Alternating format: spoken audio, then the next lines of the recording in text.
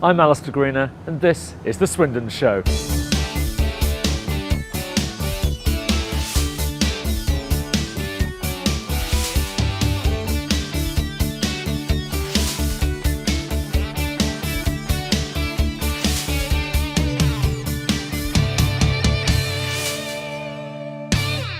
Hello and welcome to The Swindon Show, coming to you from Old Town in Swindon.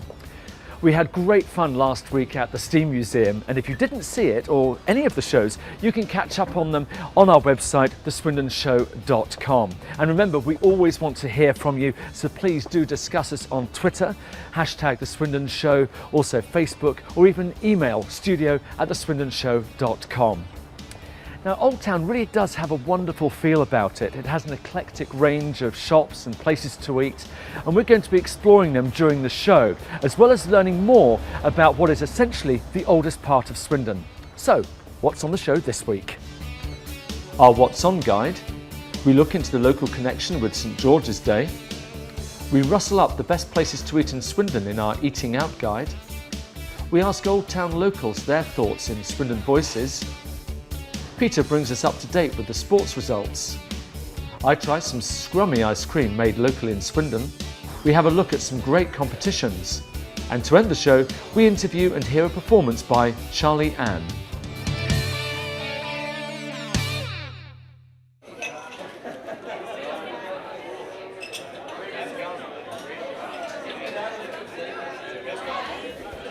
On Tuesday, Hormonal Housewives is heading to Swindon on its sellout tour. Join Margie Clark and friends at the Wyvern Theatre as they battle against weight gain, weight loss, mood swings, wine, PMS and of course, men. Join the Arts Centre from Wednesday to Saturday for the Phoenix Players' new show Come Blow Your Horn. This breezy comedy set in New York centres on two brothers, Alan and Buddy, and their hopes, loves and laughs. Need to liven up your wardrobe? The Travelling Trends charity fashion event, being held to help raise funds for Thames Down Hydrotherapy Pool, is the perfect chance to grab yourself some great finds and support a local charity. It won't be quite Liam and Noel, or the Welsh chap we don't know the name of, but two tribute acts heading for the Vic on Friday are the next best thing to two of Britain's top bands. Oasis and Stereotonics will be performing all of your favourite hits from the original groups. The world's longest running and most respected police tribute band are coming to Riff Spa on Saturday, not one to miss if you're an original police fan.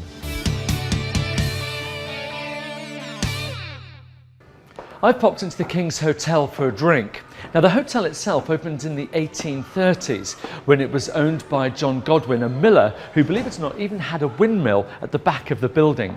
Today it provides food, drink, live entertainment and, of course, a bed for the night. As you probably know, this week we're celebrating St. George's Day, and there have been a lot of events to mark the occasion in Swindon Town Centre. But how much do we actually really know about St. George, and did you know there was a Swindon connection? Well, I went to Uffington to find out more. This is Dragon's Hill by the village of Uffington, about 20 minutes east of Swindon. Now, believe it or not, this whole area has a connection to St. George. So to find out the connection, I'm here to talk to Andy Foley, who's the ranger for the White Horse Hill, to tell us a little bit more about it. It's magnificent right behind us there with Uffington behind that. So how did this legend come about? Well, it's basically based on folklore, St. George and the Dragon, this being the reputed site where they fought their battle, George eventually winning the fair fight, stabbing the dragon, which then obviously blurred to death and created the mark that we have up on the hill there. Which is the bit I was standing right next to. That's right, yeah. And they say that's a scar because the dragon's blood was so poisonous that nothing will ever grow there again since.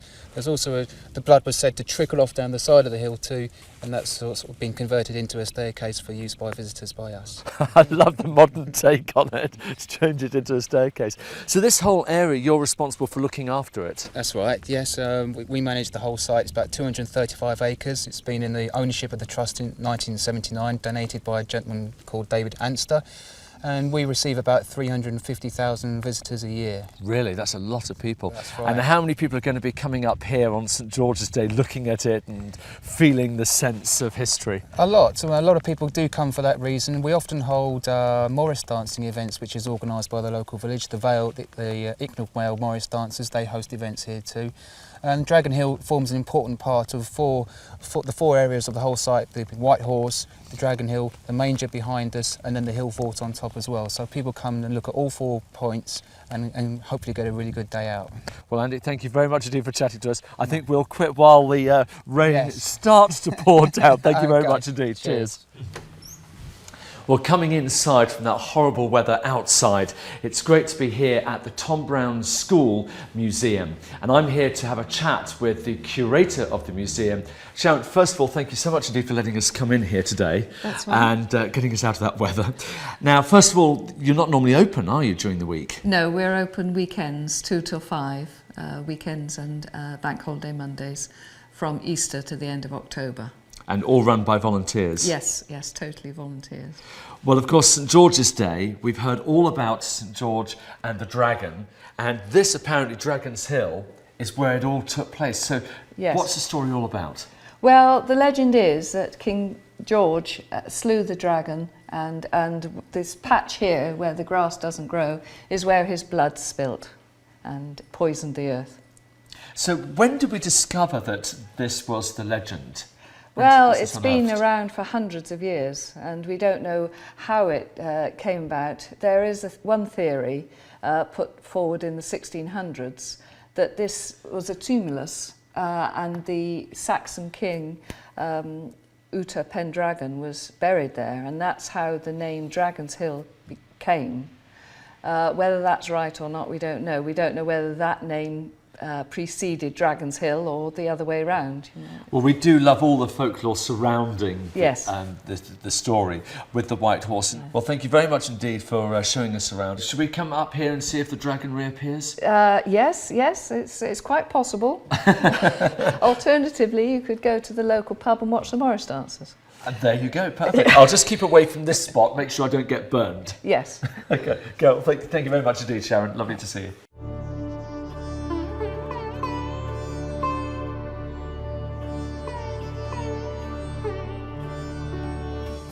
If jerk chicken or rice and peas are your kind of thing, then you'd better run faster than Usain Bolt to the Saracen's Head at Highworth. They're offering an all-you-can-eat Jamaican buffet for just £8 a head on Saturday the 28th of April, so you can enjoy the taste of the Caribbean without the hassle of going there. Continuing the theme of eat as much as you like, Mr. Mock's in Commercial Road is well worth a visit if your taste is more Chinese and Asian.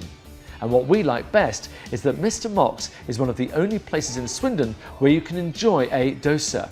Not sure what they are? Then pop down and their chef will cook one to order. The Victory Pub's new 8 days a week menu has a different theme every night, plus the chance to enjoy 2 great British classic mains for £15, or 2 big soup and sandwiches for £10. Perfect if you're out and about in West Swindon.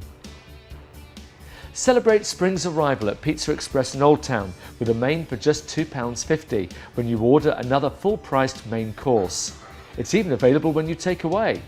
All you have to do is to visit their website, choose the Old Town restaurant and fill in the form to claim the offer. What could be easier? The offer is available every day except Saturdays. Now, regular viewers of the Swindon Show will be aware that we like to ask you, the people of Swindon, your opinions about various hot topics. Now, don't worry if you miss us filming, because you can still take part by discussing it on Twitter, hashtag The Swindon Show, or taking part in any of our Facebook polls. Now, the Locarno building behind me has its future in the balance. So, with the local elections just round the corner, we asked the residents of Old Town about their opinion of its future.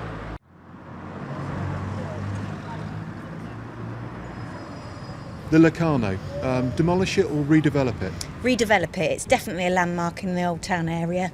Should definitely redevelop it. Redevelop it, I think, yeah, because it used to be a bingo hall and a dance hall, so yeah. Definitely keep it. Definitely keep it. It's pointless, really. It's just been going on for so long. I think people have wasted a lot of time really in it's very disappointing, really.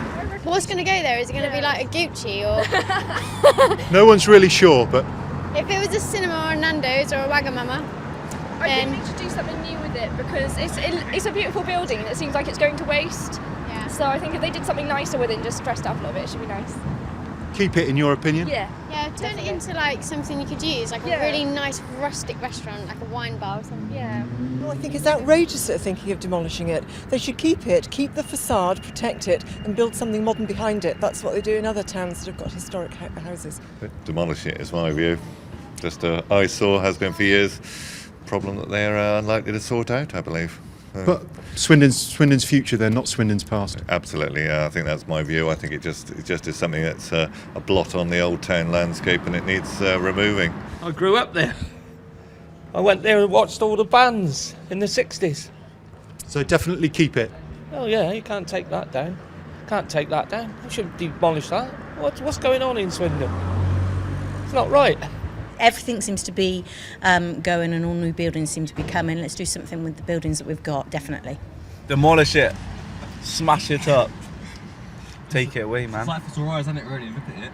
It's terrible. It's a state. Unless they can renovate it. Turn it into, I don't know. A gym? Yeah, turn it into a gym. I think it's character. I think it's nice. It adds a bit of character to the town. I think it is, be a shame to see it go. Beautiful building. We haven't got many buildings in Swindon anymore. Part of Swindon's history. Yeah, absolutely, yeah.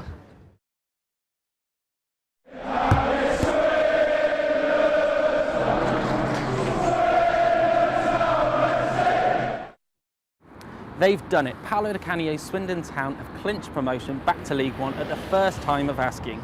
But they didn't do it the way they would have liked. They lost 2-1 to Aldershot in the week, and then they lost 3-1 to Gillingham at the weekend. But results elsewhere meant that their stay in League Two was only for one season. Swindon started the season poorly, losing 4 out of their first 5 games, but they've then gone from strength to strength. They now only need one more victory to secure the league title, and then the party can really get started. Swindon's pleasure, on the other hand, was Swindon Supermarines' pain. They lost 2-0 at home to Barwell, which effectively relegates them. Meanwhile, Swindon Robins continued their amazing start to the season with a 54-39 win over Coventry. They currently lie second in the Elite League table after winning all 4 races thus far. They were due to have 2 other meets this week, but the weather put pain to those. And finally now, rugby, and Swindon finished their season in style with a 27-16 win over Buckingham in their final game of the season. That was on top of an 101 points victory to 7 over Olney. Now, they finished the table in 4th position, and that was their first season in the South West 1 East Division, so a very good effort by everybody at the Swindon Rugby Club. Thanks for that, Peter. Wasn't the Speedway action last week really gripping? And by the way, if you haven't been down there to see a race yet, then I thoroughly recommend it. Now, Swindon has been known to produce all kind of things, but did you know that ice cream is being produced right here in Old Town? Now, I know it's not really ice cream weather, but you know what? I love eating, so it's always ice cream time. Let's go and find out a bit more.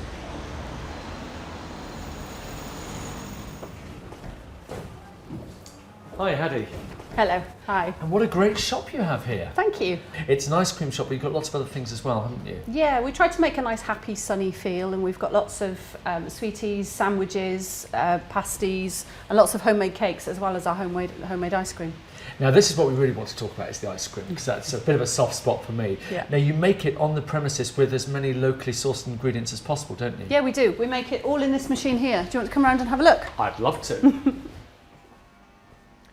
Wow, so where has this just come from? I've just taken this out of the pasteuriser, which is in the kitchen. So this is cream, milk, sugar, and a natural stabiliser that we use. We pasteurise it out the back in the kitchen. I've just taken it straight out of there.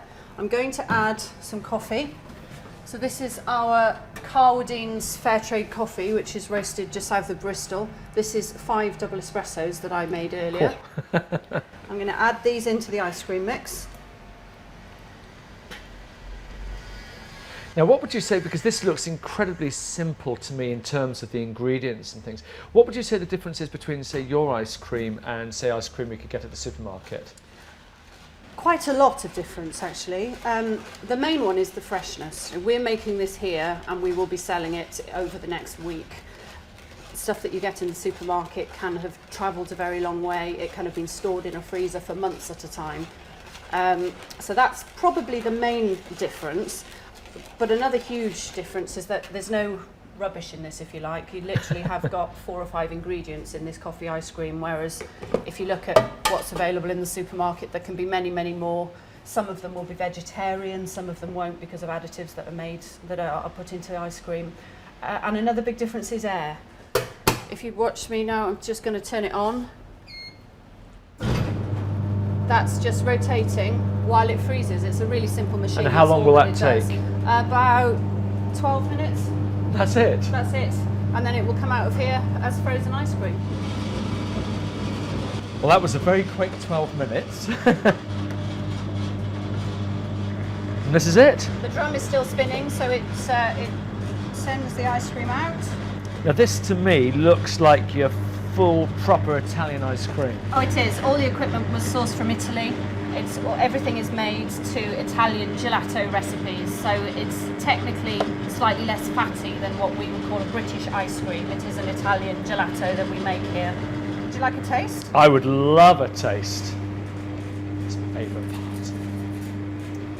This is likely to be the freshest ice cream you've ever had, I imagine. I bet it is. Look at this, fantastic.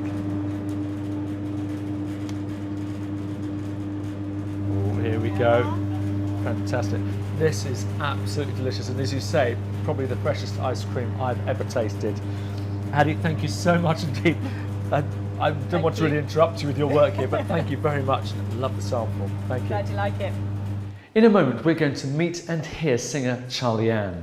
But before that, let me tell you about some of our current competitions.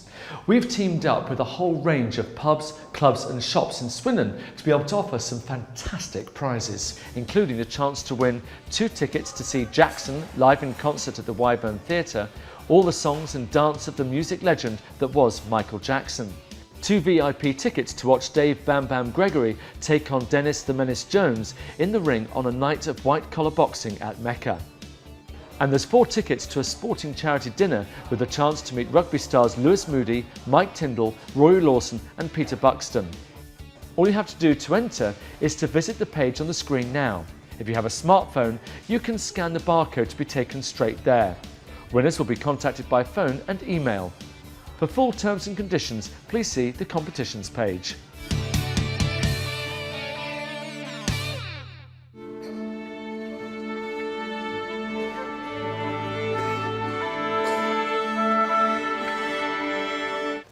Hi Charlie-Anne. Hello. Lovely to meet you. Thank you. Now, one of the things that struck me is watching you on YouTube. You hope you don't mind me saying it's just 13 years old, yet you've got an incredibly accomplished voice already. Is it just one of those things you're just lucky? I mean, what do you put it down to? Well, I sang from a really young age, and I used to do little karaoke's at home. And then people started saying that I was actually good at singing, so I actually started doing my guitar lessons. Right. And they booked me into singing coaching, which has actually got me my first gigs, which have been here at the King's Arms. How perfect to come back. Yeah. And actually, I think that was the one I saw you on YouTube. So you're working, you're doing gigs, and you're trying to balance it up with schoolwork. How's that going? It's going all right, actually. I mean, I haven't got much homework from school at the moment, so it's all right. That'll change, Yeah. that'll change. But it's interesting to see your performance because I can tell there's quite a few different people you've been inspired by. Yeah. I mean, I listen to totally different music to really what I sing, because I listen to stuff like Oasis and band's music. But I like singing stuff like Amy Winehouse, so it kind of works in my range, but I have started singing some music that I like as well. So it's going all right. Because that's the whole thing, isn't it? It's finding stuff that you like doing, but also that people want to hear as well. Yeah.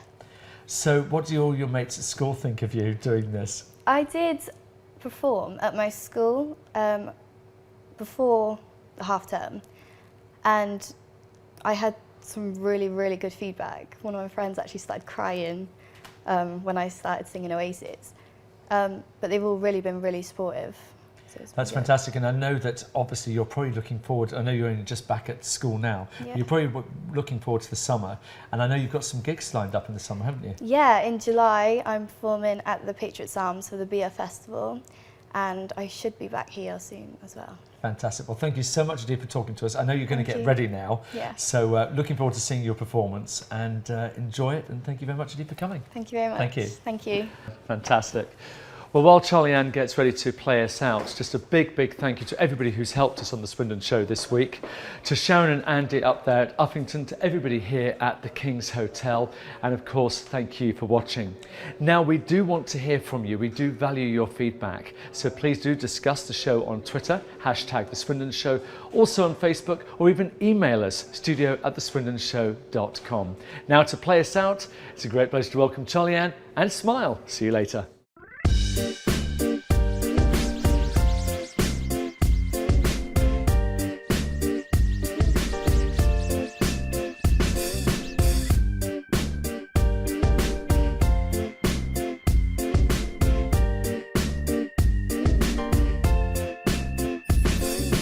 When you first left me,